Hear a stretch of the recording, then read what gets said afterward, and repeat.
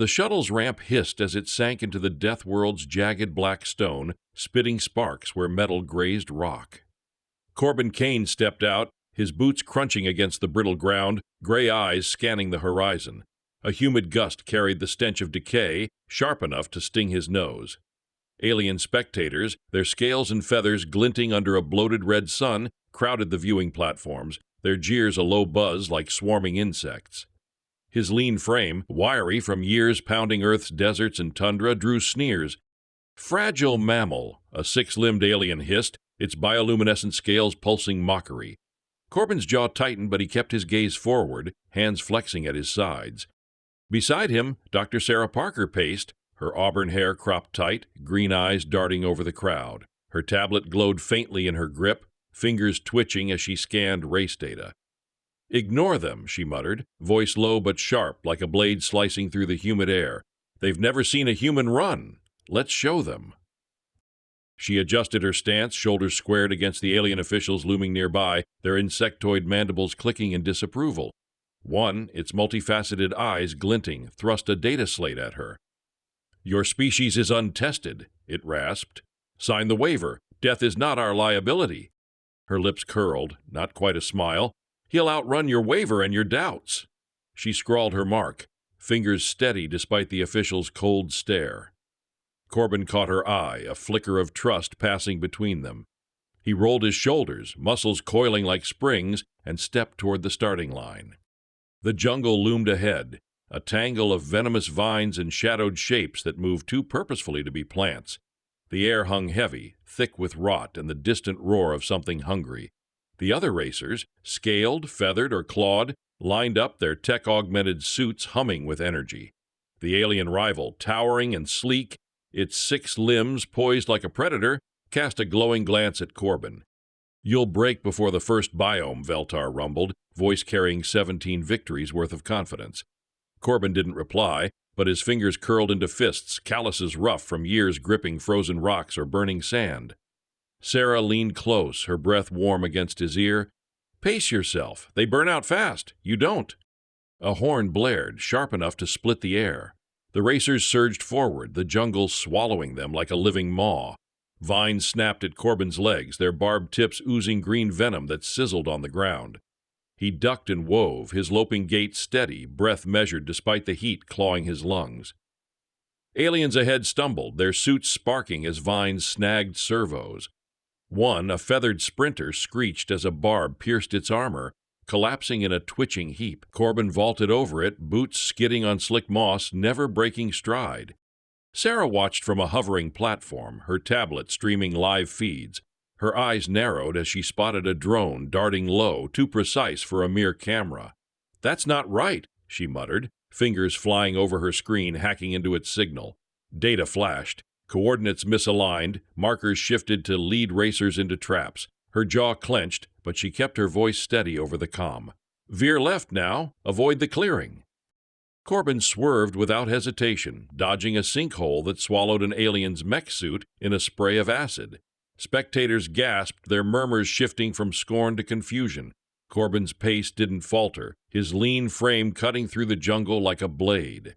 Sweat beaded on his brow, but his eyes stayed sharp, tracking every shadow. Sarah's fingers paused, her gaze flicking to Valthor sprinting ahead, scales flashing as he powered through vines with brute force. "He's fast," she said into the comm, "but he's wasting energy. You're built for the long haul." Corbin grunted, dodging a snapping vine. "Good, let him burn." His voice was rough, steady like gravel underfoot. He leapt a gnarled root, landing in a crouch as a predator's roar shook the canopy.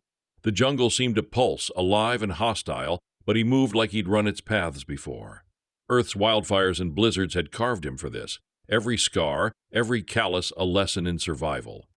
Sarah's platform drifted closer, her eyes locked on her tablet. The drone's signal flickered, confirming her suspicions. Someone wanted the human dead. She glanced at Corbin, his silhouette a flicker of defiance against the jungle's green hell. "Keep moving," she said, her voice steel. "We're not just running a race anymore." The jungle's embrace tightened like a noose. Corbin pushed deeper into the venomous reach, where every breath felt like swallowing broken glass. Sticky heat clung to his skin, mixing sweat with the acidic mist that rose from pools of bubbling sap. The canopy above writhed with unnatural movement, vines thick as anacondas, their surfaces glistening with neurotoxins that could drop a Rigelian war beast in seconds. Ahead, Valthor's bioluminescent scales blazed like warning beacons as he carved through obstacles with raw power, his enhanced limbs tearing through barriers that would stop lesser beings. But Corbin could see the telltale signs, micro-tremors in the champion's movements, the slight hitch in his rhythm that spoke of systems running hot. "Third checkpoint coming up," Sarah's voice crackled through his earpiece, tinged with concern. "Something's wrong with the course markers. They're leading racers into kill zones." A Korvaxian sprinter ahead of Corbin triggered exactly such a trap. The ground beneath its mechanical legs gave way, revealing a pit lined with digestive acids.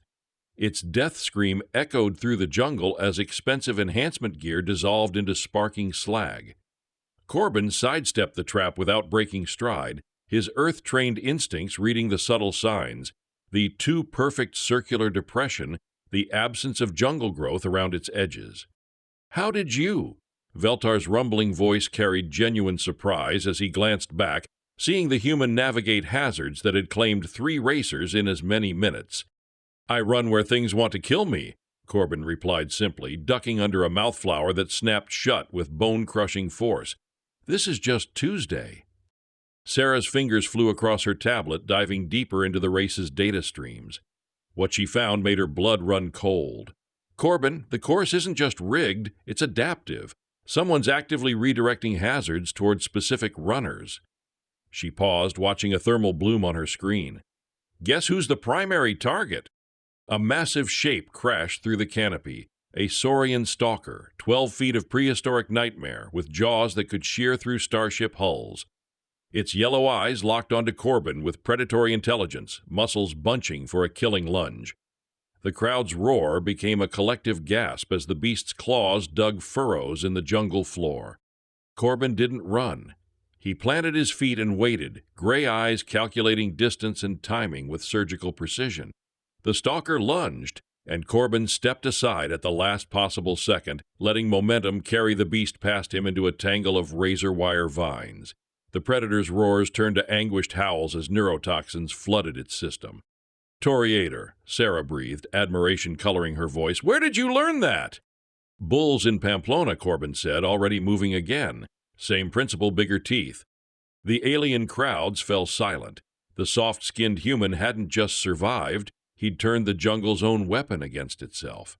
Betting pools that had been laughing at human fragility suddenly saw credits evaporating as odds shifted in real time. Valthor's scales flickered with confusion. This wasn't supposed to happen. Humans were weak, slow, dependent on technology they barely understood. Yet this one moved through the Deathworld like he belonged here, each step placed with absolute confidence. Sarah's platform swooped lower as she detected another signal anomaly. "Drone cluster, 2 clicks ahead. They're not broadcasting standard race feeds. These are hunter-killers." Her voice sharpened with urgency. "Someone's trying to end this race before it really begins." Corbin adjusted his path without question, trusting her guidance absolutely. Their partnership had been forged through months of preparation, but now it was being tempered in fire. As he vaulted a fallen log that dripped with corrosive sap, Sarah hacked into the drone network, fingers dancing across her screen with desperate speed. "Got them," she whispered, satisfaction bleeding through the comm. 3 seconds before they would have had lock-on. The drone's targeting systems went haywire, sending them careening into the jungle canopy in showers of sparks. Valthor witnessed the entire exchange, his predatory instincts recognizing coordination when he saw it. The human wasn't just surviving, he was being guided by intelligence that seemed to anticipate every trap. For the first time in 17 victories, doubt crept into the champion's mind. The jungle began to thin as Corbin approached the transition zone.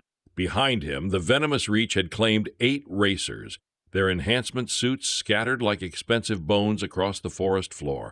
But the human ran on, his pace as steady as a metronome, sweat slicked but unbroken. Sarah's tablet chimed with an incoming message from an encrypted source. "The Council sees all. The human will not reach the desert. Consider this your only warning." She deleted the message without hesitation, her green eyes blazing with defiant fire. "Let them come," she muttered, watching Corbin clear the jungle's edge. "They have no idea what humanity is capable of." As Corbin emerged into the blazing light of the desert beyond, alien spectators found themselves asking a question that would echo across the galaxy. What kind of world could forge a being that thrived in such conditions? The answer was written in every scar on his weathered skin, every callus on his hands, every measured breath in his lungs. Earth, the death world that had been humanity's cradle and forge, shaping them into something the galaxy had never seen before. The transition from humid jungle to scorching wasteland hit like a physical blow. Corbin stepped onto sand that shimmered with heat waves, the ground so hot it would have melted standard running shoes in minutes. His specialized gear, simple compared to alien tech, but forged through human understanding of extremes, held firm as the temperature soared past 60 degrees Celsius. Around him, other racers immediately activated cooling systems, their suits humming with power as they fought the desert's brutal embrace. Veltar's scales dulled as thermal regulators kicked in, his six-limbed gait becoming more mechanical as systems compensated for the heat. A crystalline-bodied racer from the Andorian colonies began to fracture at its joints, its homeworld's eternal winter having never prepared it for such temperatures. Corbin smiled. "Welcome to my element," he murmured, settling into the rhythm that had carried him across the Sahara, the Gobi, the blazing heart of Australia's outback. His breathing shifted to a pattern learned through years of trial and error. Short inhales through the nose, longer exhales through pursed lips, conserving every drop of moisture while maintaining oxygen flow. Sarah tracked his vitals from her platform, marveling at the numbers. "Your core temperature is actually dropping," she said, voice filled with professional admiration. "How is that possible?" "Sweat management," Corbin replied, his pace never wavering as sand shifted beneath his feet. "These others are fighting the heat. I'm using it." His clothing was already darkening with moisture, but unlike the panicked overheating of other racers, this was controlled, evaporation working as nature's air conditioning. The first alien casualty came within 30 minutes. A heavily muscled racer from Proxima Beta, built like a living tank, simply collapsed as its enhancement suit's cooling system overloaded. Medical drones swarmed to extract the unconscious form, while spectators murmured in shock. The human, meanwhile, had actually increased his pace. Sarah's tablet buzzed with intercepted communications from betting pools across the galaxy. The odds on Corbin had shifted from 500 to 1 against to 50 to 1, still skeptical but no longer dismissive. More interesting were the private channels she'd tapped, conversations between alien aristocrats who were beginning to whisper about the human anomaly. "They're scared," she realized, watching data streams that showed massive credit transfers as the established order tried to hedge against the impossible. They built this entire system on the assumption that humans were irrelevant. Corbin crested a dune and paused, not from exhaustion, but from tactical awareness. Below, the course wound through a valley where the sand had been fused into glass by some ancient cataclysm. Other racers were taking the direct route, their suits' navigation systems guiding them straight across the superheated surface. "Trap?" Sarah asked, reading his hesitation. "Worse, stupid trap." Corbin angled toward the valley's edge, where shadows offered respite and the glass was fractured enough to provide better footing. They're so focused on technology they forgot basic physics. As if summoned by his words, the first racer to reach the glass field triggered the hidden punishment. Solar collectors buried beneath the surface activated, turning the entire valley into a massive heat array. The crystalline racer that had been struggling with joint fractures simply shattered, its body unable to handle the thermal shock. Others fled, their cooling systems screaming warnings as ambient temperature spiked beyond safe parameters. Corbin jogged along the valley's rim, cool as a morning breeze. "Show off," Sarah said, but her voice carried warm approval. "The crowd's going crazy. Some of them are actually cheering for you now." It was true. In the viewing platforms, alien spectators who had come to watch the human die were finding themselves caught up in his methodical dismantling of their assumptions. Every trap he avoided, every hazard he turned to advantage, every impossible survival chipped away at their preconceptions. Valthor's scales flickered with increasing agitation as he watched the human pull ahead. His enhancement systems were draining power at an alarming rate, fighting both the heat and his own growing doubt. This wasn't supposed to happen. Humans were supposed to be weak. Status report, a cold voice hissed through private channels, speaking directly to the Council enforcer monitoring the race. The human exceeds parameters, the insectoid official replied, mandibles clicking with barely controlled frustration, implementing contingency measures. Sarah caught fragments of the encrypted transmission, her hacking tools working overtime to pierce military-grade security. What she found made her blood run cold. Corbin, we have bigger problems. The Council isn't just rigging the course, they're actively trying to eliminate you. Let them come, Corbin said, his voice carrying the quiet confidence of someone who had run through hurricanes and emerged stronger. I've been fighting this world's death sentence my entire life. What's one more? The desert stretched ahead, a proving ground where humanity's greatest strength would be revealed not as technology or firepower, but as the simple, stubborn refusal to quit. Each footstep was a declaration of war against entropy itself, a statement that some things in the universe would not break, would not bend, would not yield. Behind them, the jungle burned with trapped racers' emergency flares. Ahead, the frozen tundra waited like a patient predator. But here in the crucible of the desert, Corbin Kane ran on, not fast, not flashy, but with the inexorable persistence of erosion itself. The galaxy was beginning to understand what it meant to choose to live on a death world. It meant becoming something that couldn't be stopped. The temperature plummeted like a stone dropped into an abyss. Corbin stepped from burning sand onto permafrost so hard it rang like metal under his boots. Each breath now visible as steam in air cold enough to flash freeze exposed skin. The transition zone between biomes was marked by twisted spires of ice and stone, monuments to the death world's schizophrenic nature.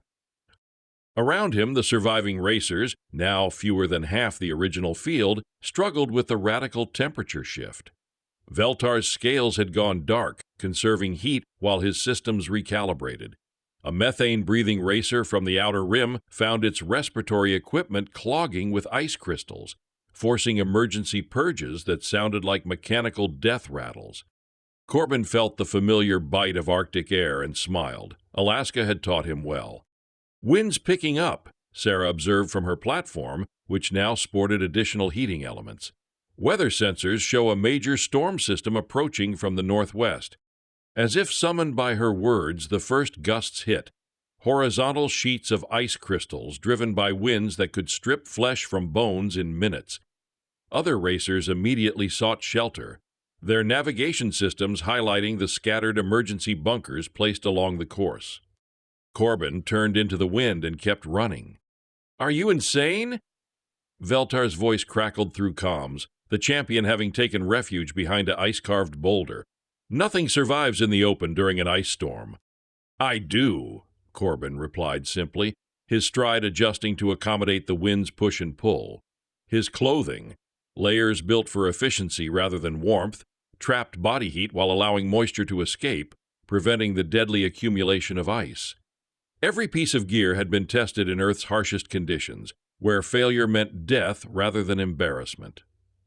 Sarah watched his heat signature on her scanner, marveling at how it remained steady while other racers' readings fluctuated wildly. "He's not fighting the cold," she realized, speaking to herself as much as her encrypted logs. "He's managing it." The storm intensified, turning the world into a white void where visibility dropped to mere meters. Through this chaos, Corbin navigated by feel, reading the wind patterns, sensing the subtle changes in terrain that indicated safe passage. His Earth-trained instincts had been honed by blizzards that would make this alien storm seem tame. It was then that Sarah's deeper scanning revealed the true scope of the sabotage. "Corbin, stop, right now!" He halted instantly, trust absolute. Through the swirling snow, shapes began to materialize. Not the natural predators one might expect, but mechanical hunters, Council drones, military-grade and equipped for killing rather than racing. "How many?" Corbin asked, his voice steady despite the wind's howling. "6 confirmed, probably more in reserve." Sarah's fingers flew across her tablet, diving into encrypted channels she had no legal right to access. "They're not even pretending this is about the race anymore." The first drone emerged from the storm like a metallic wraith, its sensors locked onto Corbin's heat signature. Weapon systems hummed with lethal intent as targeting beams painted crimson dots across the snow. The crowd's cheers turned to gasps of horror as they realized they were witnessing an assassination attempt broadcast across the galaxy. Corbin did something that confounded both the drone's programming and the watching aliens' expectations. He sat down in the snow. "What are you doing?" Sarah hissed through the comm. "Something they didn't program for," Corbin replied, gathering snow around his body with practiced movements. Invisibility. Within minutes, he had constructed a snow shelter so perfectly camouflaged that even Sarah's thermal sensors lost track of him. The military drones circled in confusion, their advanced targeting systems defeated by a technique older than civilization, one human's understanding of his environment. "Primitive," Valthor scoffed from his hiding place, but his voice carried uncertainty. "Effective," Sarah corrected, watching the drones spread out in a search pattern. "Their sensors are calibrated for active targets, not—" whatever he just did. Corbin waited with the patience of a hunter, feeling the storm's rhythm through the snow around him. When the nearest drone passed overhead, he moved, not running, but flowing like an avalanche. His improvised ice axe, crafted from a broken course marker, found the gap between the drone's armor plates with surgical precision. Sparks flew as the machine died, its death cry lost in the wind. "One down," Corbin murmured, already moving to his next position. The remaining drones converged on his last known location, finding only empty snow and the wreckage of their fallen comrade. Sarah's tablet chimed with an emergency transmission from the Council enforcer. "Abort the mission. The human has gone to ground. We cannot risk exposure." "Too late for that," she whispered, her fingers dancing across encryption keys she'd stolen from military databases. Within seconds, footage of the assassination attempt was uploaded to every major news network in the galaxy. "The whole universe is watching now." The drones retreated as quickly as they had appeared, leaving Corbin alone in the storm. He emerged from his snow fort like a ghost made flesh, brushing ice crystals from his hair as if he'd merely taken a brief rest. "Storm's breaking," he observed, watching the wall of white begin to thin. "Time to move." As the blizzard passed, alien spectators saw something that would haunt their dreams. A lone human figure walking across the tundra, leaving the wreckage of military-grade hunter-killers scattered in his wake like broken toys. He hadn't run from the drones. He hadn't hidden from them. He had hunted them. Valthor's scales flickered with what could only be described as fear. His 17 victories, his enhanced physiology, his technological superiority, none of it meant anything in the face of something that treated a Deathworld like home. What kind of species, he whispered to himself, chooses to live in conditions that forge that? The answer was becoming clear with each step Corbin took across the frozen wasteland.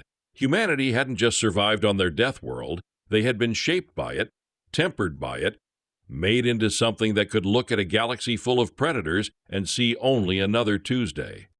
The ice began to crack under the weight of that realization. The toxic swamp bubbled and hissed like a living thing in pain, its surface broken by islands of decomposing matter that shifted like continents in miniature. The air itself was visible, thick yellow fog that reeked of sulfur and decay, caustic enough to strip paint and corrode metal. Warning signs in 17 languages declared the region lethal to most known life forms. Corbin stepped into it without hesitation. "This is where they want you dead," Sarah said, her voice tight with barely controlled fury. Her latest intelligence breakthrough had revealed the full scope of the conspiracy, and the knowledge sat in her stomach like a tumor. "Everything up to now has been testing. This is execution." She'd cracked the Council's deepest encryption layers during the ice storm, following data trails that led to conversations held in the highest circles of galactic power. The Valthor Run wasn't just entertainment. It was a proving ground, designed to identify potential threats to the established order. And humanity, it seemed, had proven far too threatening. "Tell me," Corbin said, his breathing controlled as he navigated between pools of acid that could dissolve titanium. His voice was steady, but Sarah caught the steel underneath. Not fear, but cold anger beginning to forge itself into something harder. "The Council authorized lethal force the moment you survived the jungle," Sarah revealed, her tablet displaying classified communications that could start wars. "Every biome after the first has been specifically calibrated to kill you. Not just eliminate you from the race. Kill you. They're terrified of what humanity represents." Corbin vaulted a stream of caustic sludge, landing on a moss-covered log that immediately began to smoke under his boots. "And what do we represent?" "Change," Sarah said simply. "They've built this galaxy on the assumption that some species are naturally superior, destined to rule while others serve. But you're proving that their superior champions can be beaten by someone they consider primitive." As if summoned by her words, the swamp's hidden guardians revealed themselves. Not the chaotic hunter-killers of the tundra, but something far more sophisticated. Biomechanical hybrids that merged the swamp's toxic nature with Council technology. They rose from the mire like nightmares given form, their organic armor weeping acid while targeting systems glowed with malevolent intelligence. 12 of them, Sarah reported, her voice professionally calm despite the horror of what they faced. Military-grade biosynthetics designed to operate in exactly these conditions. "Can you hack them?" "Working on it, but their systems are isolated. No external network access." Her fingers flew across multiple screens, diving into signal analysis and pattern recognition. "Wait, they're coordinating through pheromone markers. Biological communication, not digital." Corbin smiled, and for a moment Sarah was reminded that her partner had been forged on a world where everything wanted to kill him. "Biological systems have weaknesses," he said, studying the creature's movement patterns with predatory focus. "They can be confused." He began to move through the swamp with deliberate intent, not running from the biohunters, but leading them. Each step was calculated, drawing them toward the most unstable sections of terrain while avoiding their weapon systems' firing solutions. To watching aliens, it looked like chaos, a desperate flight from inevitable death. But Sarah saw the pattern, the tactical genius hidden within apparent panic. "You're hurting them," she breathed. "Predators think in straight lines," Corbin replied, leaping across a chasm filled with writhing tentacles. "They see prey, they chase, they kill, but sometimes the prey has other ideas." The biohunters closed in, their organic weapons charging with lethal energy. Corbin reached what appeared to be a dead end, a pool of acid so concentrated it glowed with its own malevolent light. The creatures spread out to surround him, confident in their kill. That's when Corbin triggered his real trap. The improvised explosive device he'd been assembling from coarse equipment and natural chemicals detonated directly beneath the largest concentration of biohunters. Not enough to kill them outright, but sufficient to rupture the swamp's underlying structure. What had been solid ground became a sinkhole, dragging the creatures down into acidic depths that could dissolve even their enhanced armor. "How did you?" Sarah started. "Chemistry," Corbin said, already moving again. "Humans have been making things explode since we discovered fire. These other species might be stronger or faster, but we're the ones who turned curiosity into weapons." As the remaining biohunters regrouped, Sarah achieved her own breakthrough.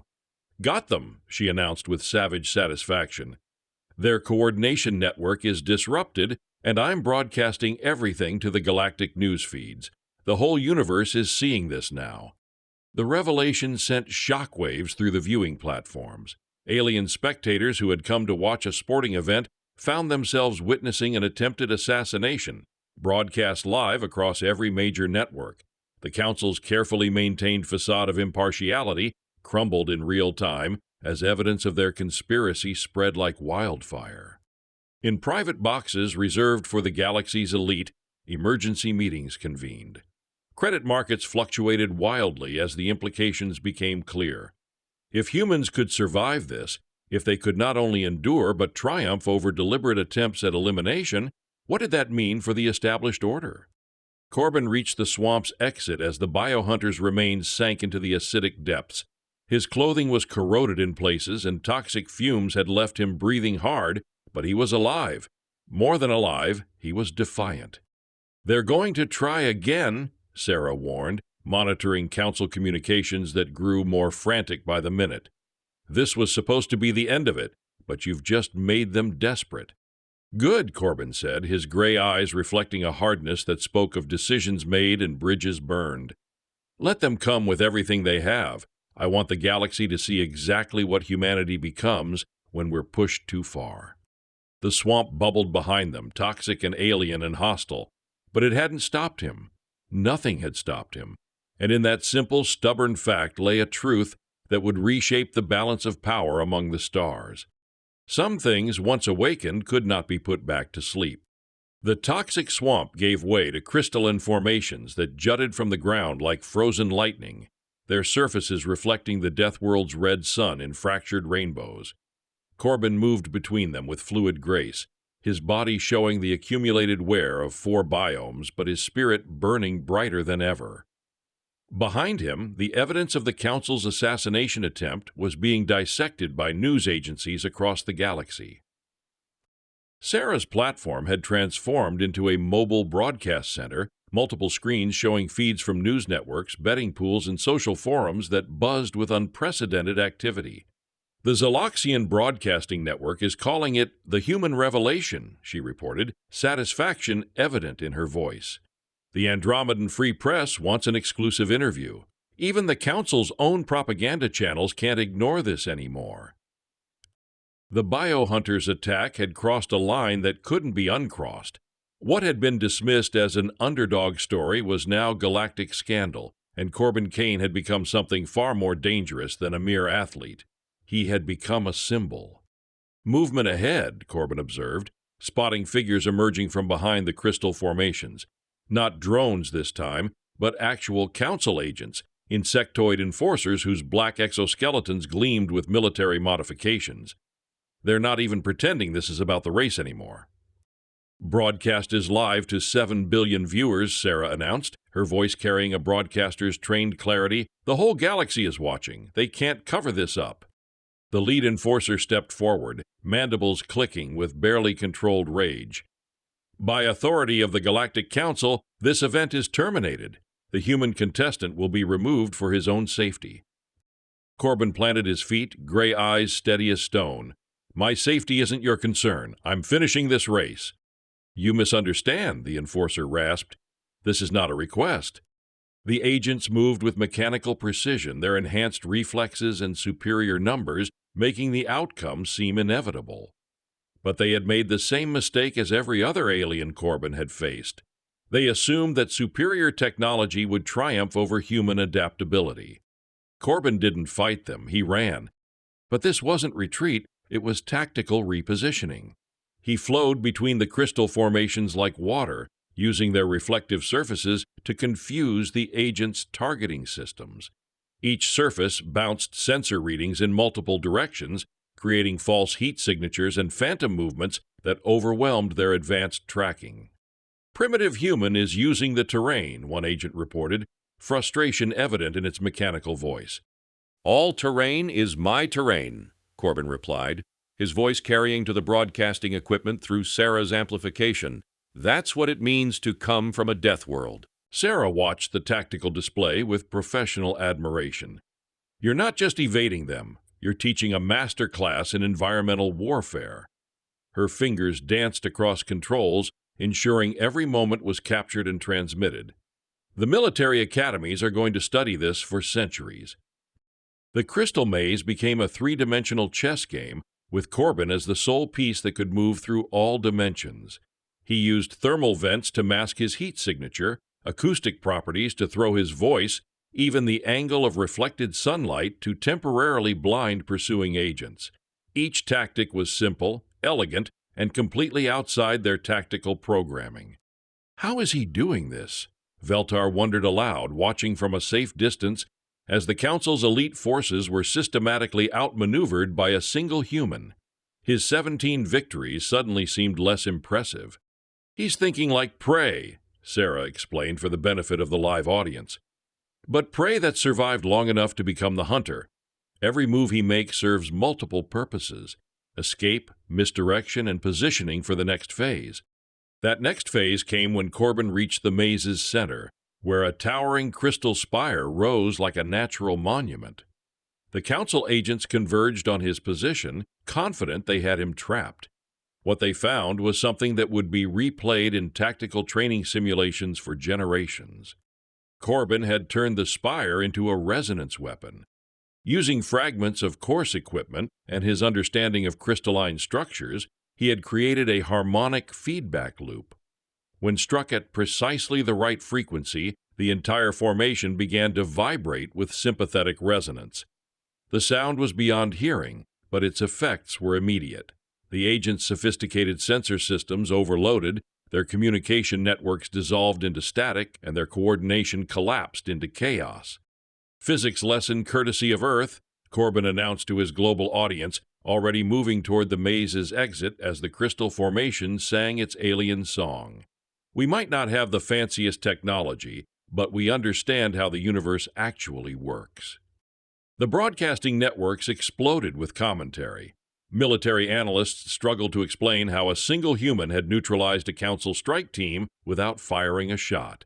Social forums lit up with discussions about human tactical thinking, and in the most exclusive circles of galactic power, emergency meetings convened to address a growing crisis.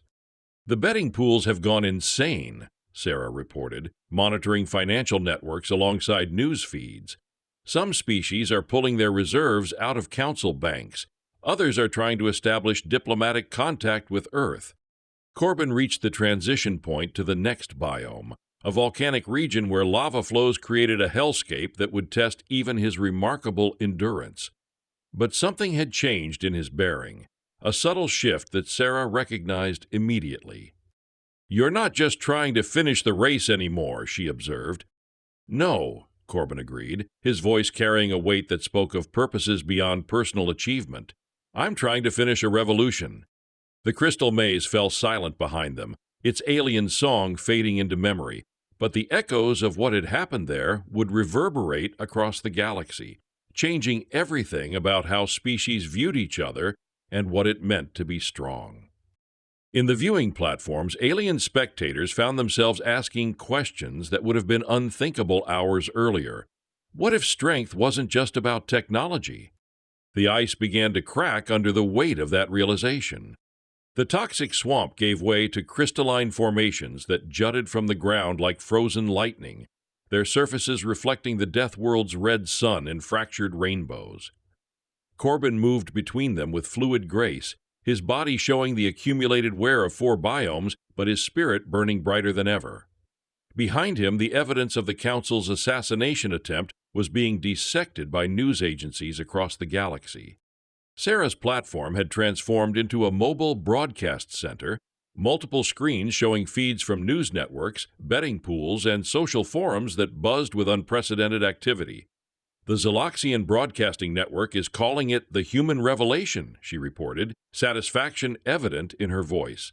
"The Andromedan Free Press wants an exclusive interview. Even the Council's own propaganda channels can't ignore this anymore." The biohunters' attack had crossed a line that couldn't be uncrossed. What had been dismissed as an underdog story was now galactic scandal, and Corbin Kane had become something far more dangerous than a mere athlete. He had become a symbol. "Movement ahead," Corbin observed, spotting figures emerging from behind the crystal formations. Not drones this time, but actual Council agents, insectoid enforcers whose black exoskeletons gleamed with military modifications. "They're not even pretending this is about the race anymore." "Broadcast is live to 7 billion viewers," Sarah announced, her voice carrying a broadcaster's trained clarity. "The whole galaxy is watching. They can't cover this up."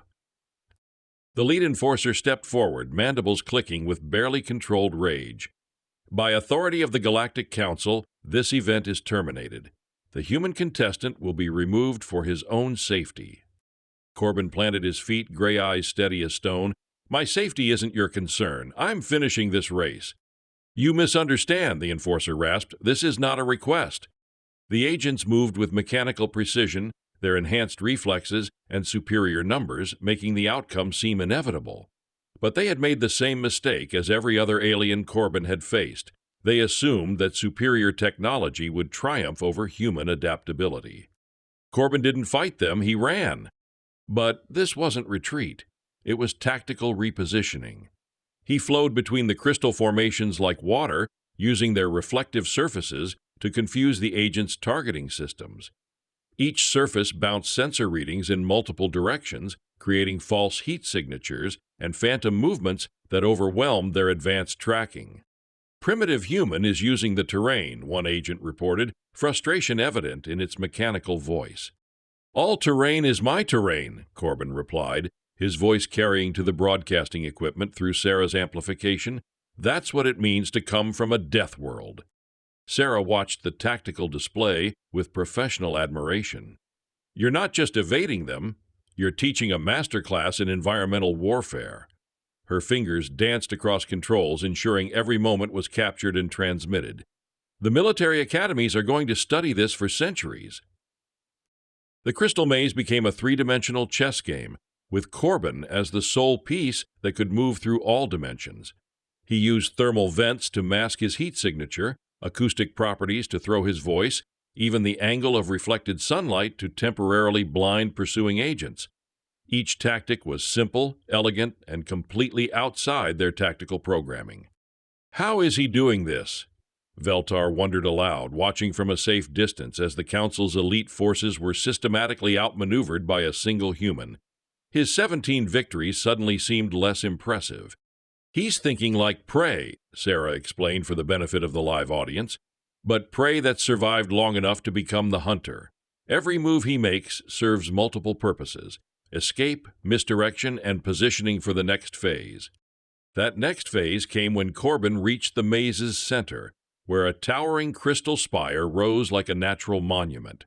The Council agents converged on his position, confident they had him trapped. What they found was something that would be replayed in tactical training simulations for generations. Corbin had turned the spire into a resonance weapon. Using fragments of coarse equipment and his understanding of crystalline structures, he had created a harmonic feedback loop. When struck at precisely the right frequency, the entire formation began to vibrate with sympathetic resonance. The sound was beyond hearing, but its effects were immediate. The agents' sophisticated sensor systems overloaded, their communication networks dissolved into static, and their coordination collapsed into chaos. "Physics lesson courtesy of Earth," Corbin announced to his global audience, already moving toward the maze's exit as the crystal formation sang its alien song. "We might not have the fanciest technology, but we understand how the universe actually works." The broadcasting networks exploded with commentary.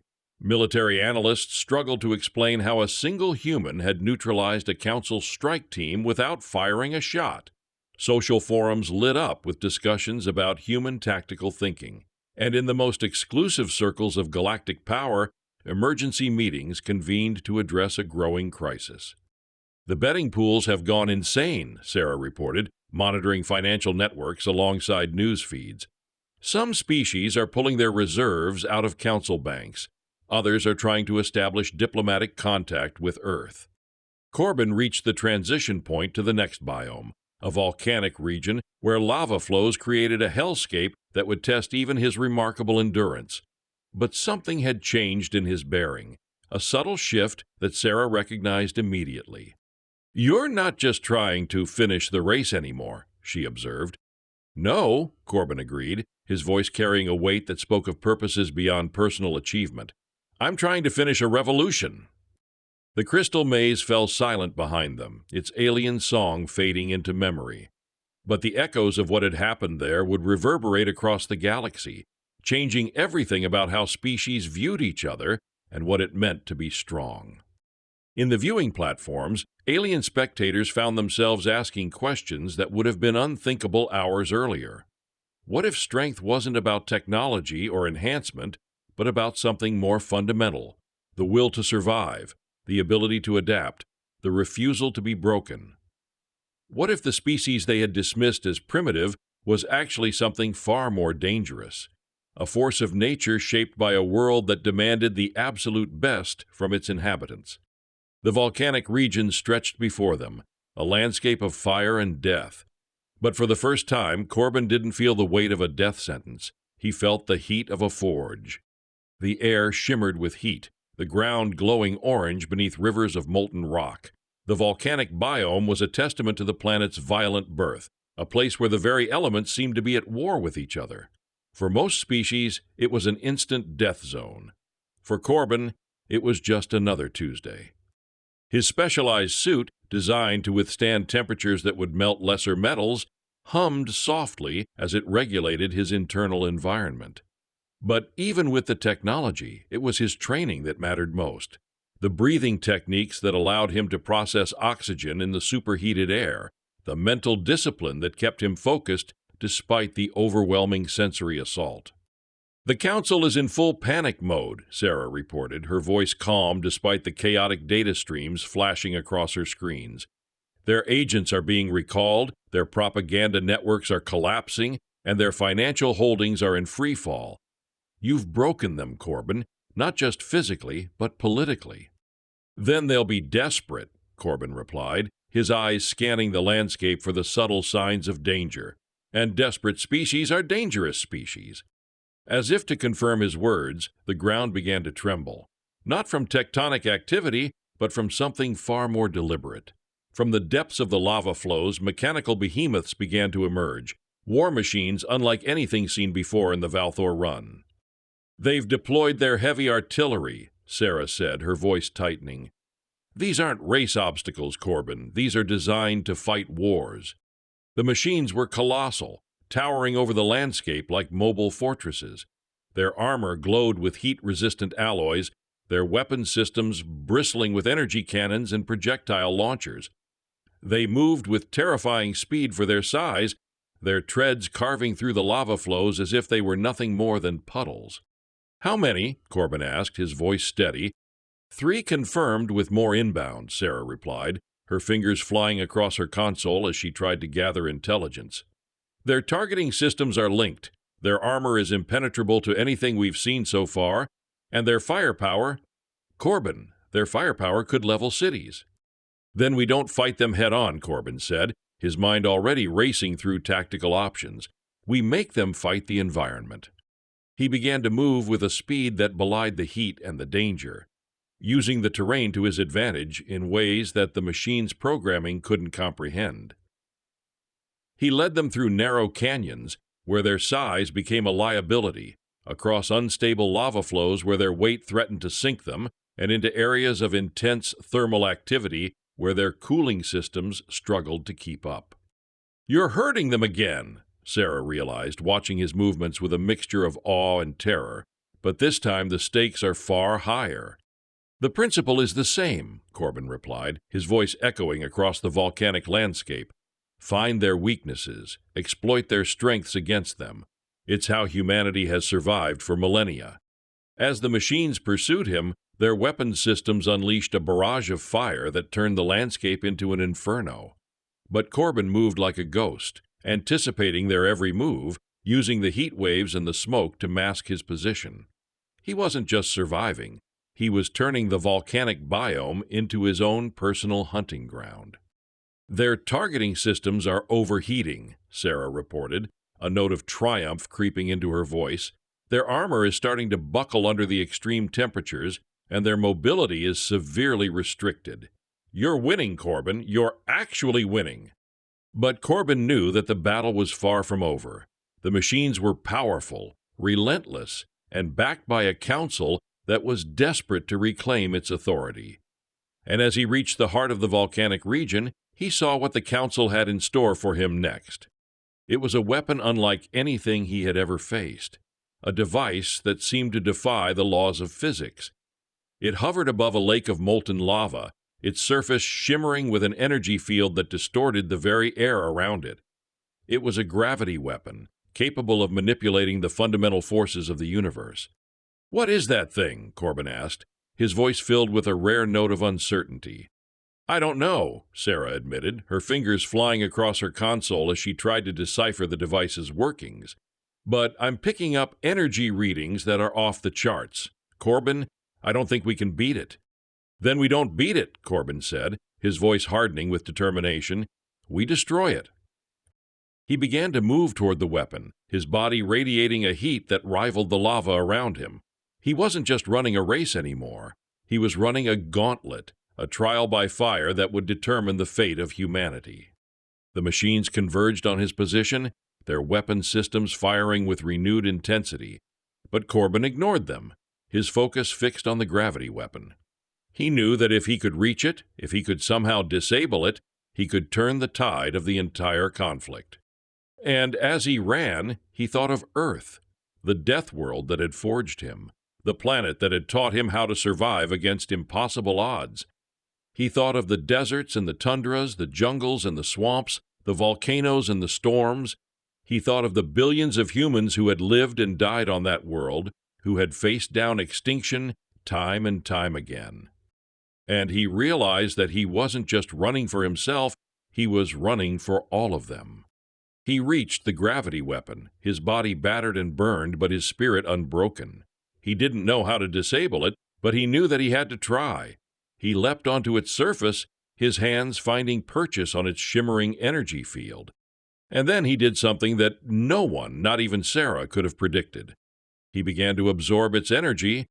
His body, honed by the extremes of Earth, began to resonate with the weapon's power. The energy field flickered and pulsed as it flowed into him, his skin glowing with an unnatural light. The machines stopped firing, their programming unable to comprehend what was happening. "What is he doing?" one of the machine operators asked, his voice filled with confusion and fear. He's becoming one with it," Sarah whispered, her voice filled with awe. "He's turning the weapon against itself." The gravity weapon began to overload, its energy field collapsing as Corbin channeled its power. The lava lake below began to churn and bubble, its surface reflecting the human's incandescent form. And then, with a final surge of energy, the weapon exploded. The force of the explosion sent shockwaves across the volcanic landscape, leveling the machines and sending molten rock flying into the air. But Corbin survived, his body now radiating a power that seemed to defy the very laws of physics. He had become something more than human. He had become a force of nature. The volcanic biome fell silent, the only sound the crackling of cooling lava. Corbin stood amidst the wreckage, his body still glowing with the energy he had absorbed. He looked like a god forged in the heart of a dying star. "Corbin," Sarah began, her voice trembling with emotion, What are you?" "I am what humanity becomes when it is pushed too far," Corbin replied, his voice echoing with a power that shook the very ground. "I am the embodiment of Earth's will to survive." His words were broadcast across the galaxy, reaching every species, every government, every individual, and in that moment the entire galaxy understood what humanity truly was. They weren't weak, they weren't primitive, they weren't irrelevant. They were a force to be reckoned with. The Council's power collapsed. Their armies surrendered, their colonies rebelled, and their financial empire crumbled. The species that had once ruled the galaxy now found themselves at the mercy of the species they had tried to eliminate. And humanity, led by Corbin Kane, rose to take its place among the stars. But they didn't conquer, they didn't enslave, they didn't seek revenge. They offered a hand. They shared their knowledge, their technology, and their experience. They helped other species to survive, to adapt, and to thrive. They showed them that strength wasn't about domination, but about cooperation. And the galaxy slowly but surely began to heal. The Valthor Run was abolished, replaced by a new event that celebrated diversity and cooperation. Species from across the galaxy came together to share their cultures, their technologies, and their stories. And in the center of it all stood Corbin Kane, the human who had run a death world and won. He became a legend, a symbol of hope and resilience. He taught the galaxy that even the most hostile environments could produce life, and that even the most unlikely species could become something extraordinary. And as he looked out at the stars, he knew that his journey was far from over. He knew that humanity had a long and difficult path ahead, But he also knew that they were ready for it, because they had learned how to survive. They had learned how to adapt, and they had learned how to become something that couldn't be stopped. They had learned how to live on a death world, and now they were ready to live among the stars. Years passed, the galaxy changed, humanity flourished. Corbin Kane, the runner who had become a revolutionary, stood on the summit of Mount Everest. The wind whipped around him, carrying the echoes of his past. He looked out at the blue marble of Earth, a world that had tried to kill him countless times, a world that had made him who he was. Beside him stood Sarah Parker, her auburn hair now streaked with gray, her green eyes still sharp and filled with a quiet fire. They had been through so much together, had faced down death and despair, and had emerged stronger each time. "They want me to lead the new Galactic Council," Corbin said, his voice carrying over the wind. Sarah smiled. "They should. You earned it." "I don't know if I want it," Corbin admitted. "I'm a runner, not a politician." "You're a leader," Sarah corrected. "You've always been a leader. You showed the galaxy what humanity is capable of. You showed them that we can survive anything." Corbin looked back at the Earth, at the deserts and the tundras, the jungles and the swamps, the volcanoes and the storms. He thought of all the humans who had lived and died on that world, who had faced down extinction time and time again. And he knew that Sarah was right. He wasn't just a runner, he was a symbol. He was a reminder that even in the face of the greatest challenges, humanity could endure. "Okay," he said, turning back to Sarah. "I'll do it, but on one condition."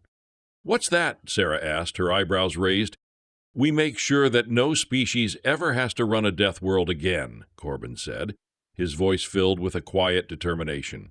"We make sure that every species has the chance to thrive, to live in peace, and to reach